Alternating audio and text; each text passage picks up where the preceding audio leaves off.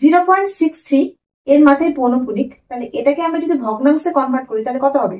63/99, কারণ দুটো সংখ্যার মাথায় বার আছে, মানে পৌনঃপুনিক আছে, তাহলে 6 এর জন্য একটা নয়, 3 এর জন্য একটা নয়। ঠিক আছে, একইভাবে তাহলে এগুলো সব সেম হবে কারণ প্যাটার্ন সিমিলার আছে। জাস্ট যোগ করে দাও 80/99, যোগ করলে কত হয়? এটা 100 আর 80, মানে 180/99। এটা হচ্ছে আমাদের কোশ্চেনটার অ্যান্সার। মানে কোশ্চেন অ্যান্সার বলতে মানে এটা সিম্পলিফাই করে তুমি এটা পাবে। ঠিক আছে, এবার আমাদের অপশনে মিলাতে হবে যে অপশনের কোন সংখ্যাটা এই ভ্যালুটা দেয়। ঠিক আছে, এবার দেখো আমি যদি এটাকে ক্যালকুলেট করি তাহলে এটার ফর্মুলা হচ্ছে 1.80 মাথায় পৌনঃপুনিক আছে, তাহলে আমরা গোটা সংখ্যাটা লিখে এখানে পৌনঃপুনিক ছাড়া শুধুমাত্র একটাই সংখ্যা আছে, তাহলে 1 মাইনাস দিব, দিয়ে 99 দিব, কারণ দুটো সংখ্যার মাথায় পৌনঃপুনিক আছে। ঠিক আছে, তাহলে এখান থেকে তো এটা আসছে না, কারণ আমরা 180 থেকে মাইনাস করছি। এবার এটা অপশন বি, তাহলে অপশন এটা বাদ চলে গেল।